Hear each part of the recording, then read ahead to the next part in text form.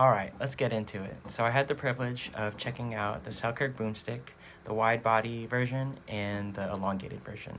So I have some thoughts, and first I want to start off with the wide body. So shown here is some footage of the wide body shape and me dinking around and hitting with it. And I noticed that from the baseline, it felt not really controllable. Like I couldn't get some good drives, backhand or forehand. And I did notice that it was kind of tough to get to the kitchen.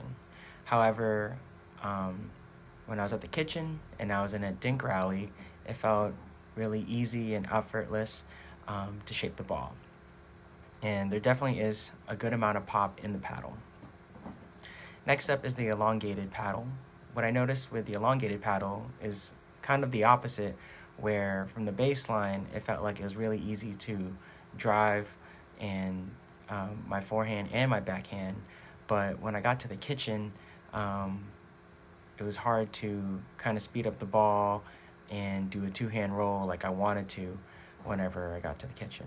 Overall, I would say that the paddle is good if you do want pop in your paddle, if you do want power.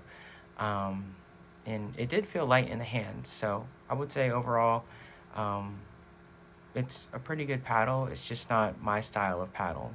If I was to do the elongated or the wide body, even though I do usually prefer the square shape, I would go with the elongated paddle and probably add a flick weight, just because I don't like having the tops too heavy on my paddle, and I'd rather have the center of the weight be lower so that in the kitchen it doesn't feel like I'm slower switching from forehand to backhand.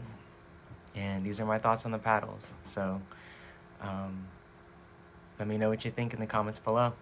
Peace.